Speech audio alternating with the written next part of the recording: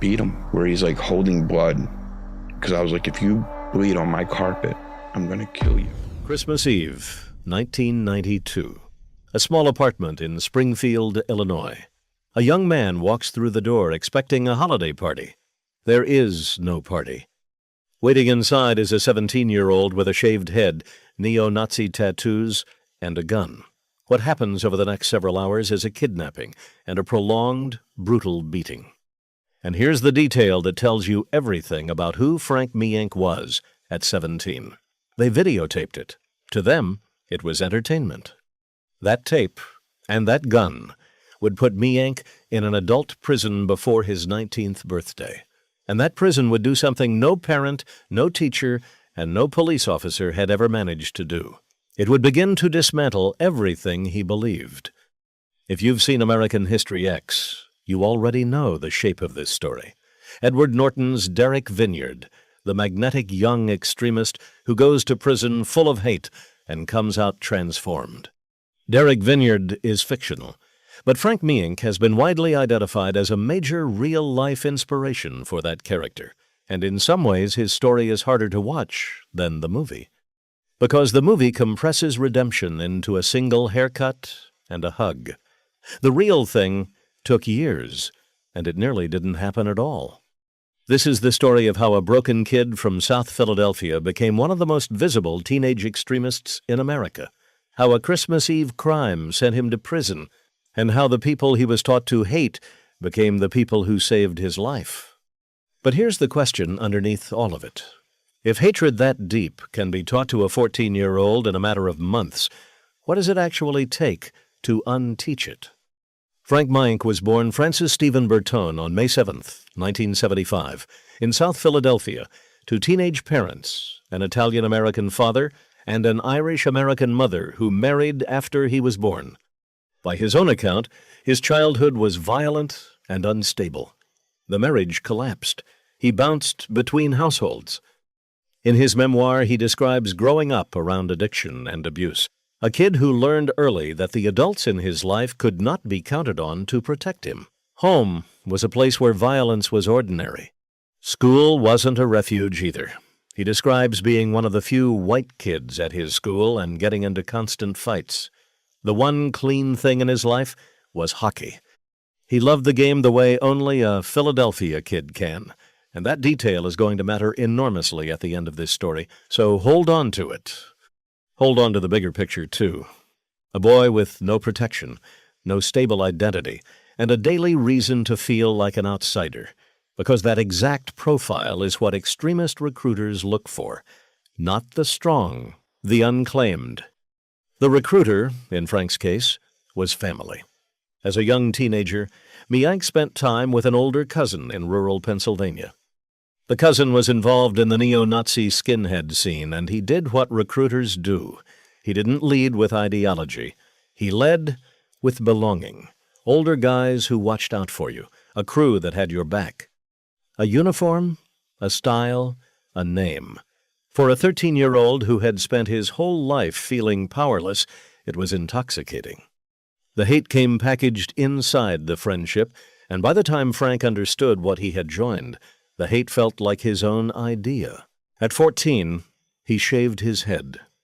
Understand what that haircut meant. It wasn't a style. It was a declaration of membership, visible to everyone he passed on the street, and it burned a bridge back to his old life. Every single day he kept it. That's another piece of recruiter design. Make the commitment public and costly, and the recruit has nowhere else to go. And here's the part that separates Mienk's story from 1,000 other angry teenagers. He wasn't just a follower. He was good at this. Charismatic, fearless, and completely committed, he rose fast. By 16, according to his own memoir and multiple published accounts, he was one of the most notorious young skinhead gang leaders on the East Coast, recruiting other kids from his South Philadelphia neighborhood the same way his cousin had recruited him. He knew exactly which kids to approach because he knew exactly what they were missing. He had been that kid. He'd find the boy getting beaten at home, the boy with no crew, the boy nobody claimed, and he'd offer him the same package he'd been sold. Protection first, brotherhood second. The ideology arrived last, after the kid was already surrounded. The violence escalated with the status. Miank has described how crews like his roamed and attacked people almost indiscriminately, and how brutality worked as currency inside the movement. Violence wasn't a side effect of the ideology. It was the loyalty test. You proved you belonged by hurting the people the group told you to hurt. Every attack bound the crew tighter and pushed the members further from anyone outside it. That's the trap by design. The more you do for the group, the fewer places you can ever go back to. By his mid-teens, Miank had moved into the orbit of the movement in Illinois, and this is where his profile went from street level to something genuinely alarming. In Springfield, Illinois, the teenage Miank got his own public access cable television show. He called it The Reich. On it, he pushed anti-Semitism, racial hatred, and the idea of a coming race war, wrapped in skits and jokes designed to make the poison go down easy. Think about that. Decades before social media algorithms, a teenager had figured out that the way to radicalize people wasn't lectures. It was content. Make it funny. Make it shareable. Make hate feel like an inside joke, and the audience recruits itself. He was so visible that national media took notice. He appeared on programs like Nightline as a young spokesman for the neo-Nazi fringe. He was 17 years old, and he was on national television defending hate. Remember that instinct for media. It's going to come back at the end of this story, pointed in the opposite direction. Inside the Springfield scene, the enemy wasn't only the groups his ideology targeted. It was also rival skinheads, specifically anti-racist skinheads, organized under the banner of Skinheads Against Racial Prejudice, known as Sharps. To Miank's crew, these were traitors, and the hatred between the factions was personal and physical. Miank had a tattoo inked inside his lower lip that branded him a killer of Sharps. That was the world he lived in at 17, a world where your own mouth carried a threat. Which brings us back to Christmas Eve, 1992. According to Miank's own later accounts, the target was a young man connected to the anti-racist skinhead scene. The plan was simple and cruel. Invite him to a Christmas party. Let him walk in the door on his own. Then take him. There was no party. Miank and a companion held the man in the apartment at gunpoint and beat him for hours. They recorded the attack on videotape, treating another human being's torture as a joke to be replayed. Published accounts also describe Miank having beaten another man nearly to death in the same period. He was 17, and he had crossed from gang violence into something the law treats very differently.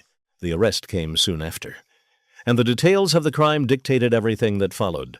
A firearm had been used in the kidnapping, so Miank was charged as an adult.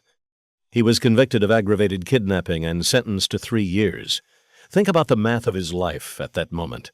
Recruited at 13, shaved head at 14, gang leader at 16, convicted kidnapper at 17. The movement had taken him from playground to prison in 4 years flat. The teenager who preached race war on cable television was now headed into the Illinois prison system, where the population looked nothing like his crew. Now stop and ask yourself what you'd expect to happen next. A tattooed neo-Nazi walks into an adult prison. Every movie instinct says this ends in blood. What actually happened is stranger, and it's the reason this story matters. At first, Miank did exactly what he was built to do. He found the white power network inside the walls and leaned on his reputation. The movement had told him prison would be the proving ground, the place where the race war was already being fought. But prison has one quality the movement could never protect him from: proximity. You cannot spend years locked in a building with the people you've been taught to hate and keep the cartoon version of them alive in your head. Reality keeps showing up. Every meal, every yard call, every day.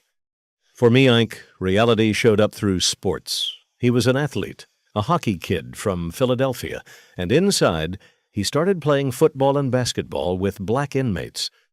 On the field, the ideology had no oxygen. A good block is a good block. A teammate is a teammate. The men he had been trained to see as enemies passed him the ball, joked with him, defended him, treated him like a person. And according to Mienk, the contrast cut even deeper in the other direction. The white supremacist network that demanded his loyalty often gave him little genuine support in return. The people his ideology worshipped let him down. The people his ideology demonized showed up for him. That's the crack. Not an argument, not a debate.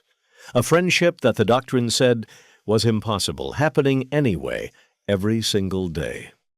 But here's where the real story refuses to behave like the movie, and it's the most important part of this entire video. The transformation was not immediate. When Mienk got out after serving his time, he went back. Sit with that for a second, because it's the detail everyone gets wrong about leaving extremism. He had seen through the lie in prison, and he still went back. Why? Because he was a young man with a record, no education, no job, and only one social world that would have him. The movement had spent years making sure of exactly that. So he returned, showed up at rallies, stood in the crowd, and he discovered something had broken. When the speeches turned to sweeping claims about black people, he found he couldn't accept them anymore, because now he personally knew men those claims described, and he knew the claims were lies. By his own account, parts of the hatred survived longer than others. The anti-Semitism, drilled deepest, held on even after the rest began to fall. De-radicalization isn't a light switch. It's a demolition, one wall at a time. The next wall came down in a furniture store. Around 1994, Mienk was 19, jobless, drinking heavily, and running out of road. A man named Keith Brookstein, who dealt in antiques in the Philadelphia area, offered him work moving furniture. Brookstein was Jewish. He could see exactly what was tattooed on the young man in front of him, and he hired him anyway. Nobody would have blamed Brookstein for walking away. He had every reason to, and he chose not to. Day after day, the man Mienk's ideology told him to despise paid him fairly, trusted him with his business, and treated him with decency. There was no confrontation, no dramatic speech, no movie moment, just months of ordinary respect from a man who owed him none. Mienk has spent decades pointing to that relationship as one of the moments that finished what prison started. Hate is a theory about strangers. It has a very hard time surviving contact with a specific person who is kind to you. Then came April 19th, 1995, Oklahoma City. A truck bomb destroyed the Alfred P. Murrah Federal Building and killed 168 people, including 19 children. The attack came out of the same anti-government, race war-saturated extremist underground that Mienk had once promoted on television. The bomber had marinated in the same literature, the same fantasies of cleansing violence, the same rhetoric Mienk had performed on public access for laughs. He watched the coverage of firefighters carrying children out of the rubble, and by his own account, it shattered him. This was where the rhetoric led. This was the race war he had helped sell, made real, and its casualties were babies in a daycare center. He decided he couldn't just quietly stop being a neo-Nazi. Silence wasn't neutral anymore. He had helped fill the reservoir, and now he had to help drain it. He had to actively fight what he had been. He reached out to law enforcement, and the FBI pointed him toward the Anti-Defamation League. Picture that phone call. A young man with hate symbols tattooed on his body calling a Jewish civil rights organization to say he wanted to help. It would have been easy for them to hang up. They didn't. The ADL worked with him, and Frank Mienk began a second career as the opposite of everything he had been. The kid who once ran a propaganda show now stood in front of school assemblies telling students exactly how recruiters would come for them, which kid they'd pick, what they'd offer first, how long the friendship would last before the ideology arrived. The recruiter became the inoculation, and nobody could tell teenagers how the trap worked better than the man who used to build it. And the media instinct that once built the Reich got repurposed too. In Philadelphia, Mienk founded a program called Harmony Through Hockey, working with the Philadelphia Flyers organization to bring kids of different backgrounds together on the ice, using the same team chemistry that had broken his own racism in prison. The sport that had been the one clean thing in his childhood became the tool he used to protect other kids from his own path. He went on to help found Life After Hate, an organization built by former extremists to pull current ones out, and in 2010 he published his memoir, Autobiography of a Recovering Skinhead. Written with scholar Jody M. Roy, the book is unsparing. It documents not just the hate, but the addictions that followed him out of the movement, and the long, ugly work of recovery on both fronts. Because that's the other truth the movie never had room for. Leaving the ideology didn't fix him. He fought substance abuse for years afterward, and he has been open about the fact that recovering from hate and recovering from addiction turned out to be the same kind of fight. One day at a time, with help he once would have refused. There is one more turn, and it's the kind of ending no screenwriter would dare invent. In recent years, Mienk took a DNA test and, according to his own public statements and press reporting, discovered Jewish ancestry in his family line. The man who once preached anti-Semitism on public access television has said he now embraces Judaism and practices the faith. Some details of that journey rest on his own telling, so take them as his account. But the image stands on its own. The former neo-Nazi, decades later, observant and at peace inside the very identity he was taught to hate most. So what about the movie? American History X came out in 1998, written by David McKenna and starring Edward Norton as Derek Vineyard. The filmmakers never made Mienk an official credit, and the plot, the murder, the brother, the ending is invention. But the architecture is unmistakably his. A charismatic young white supremacist and gifted recruiter, a shocking crime that sends him to adult prison, a transformation driven not by punishment but by relationships with the men he was taught to despise. A return home to discover that you cannot go back to not knowing people. Mienk has been widely identified as a major real-life inspiration, and he has spoken about the parallels himself. What the film gets most right is the mechanism. Derek isn't argued out of hatred. He's befriended out of it. That's exactly what happened to Frank. What the film gets wrong is the timeline. In the movie, redemption fits inside a prison sentence. In real life, it took prison, a furniture store, a bombing, an addiction, and about 30 years. Here's what this story actually reveals. Nobody is born into this. Frank Mienk wasn't recruited because he was evil. He was recruited because he was 13, hurt, and unprotected, and someone noticed before anyone else did. That's the uncomfortable lesson for every parent and teacher watching. The movement didn't offer him hatred first. It offered him family. And it works exactly the same way today, except the older cousin has been replaced by an algorithm, and the street corner has been replaced by a screen in a child's bedroom. The method never changed. Belonging first, ideology second, and the way out ran through the same door. Not lectures, not shame, a football team, a boss, a hand extended by the exact people he'd wronged. Hate promised Frank Mienk an identity and nearly buried him inside it. Ordinary human decency from people who owed him nothing is what dug him out. That's not a Hollywood ending. That's just what the record shows. If this story gripped you, subscribe, because this channel uncovers the real people behind the films you thought you knew. And leave a comment with your honest answer to this. Keith Brookstein hired a tattooed neo-Nazi and treated him with respect. Would you have given Frank Mienk that chance? I want to read your answers.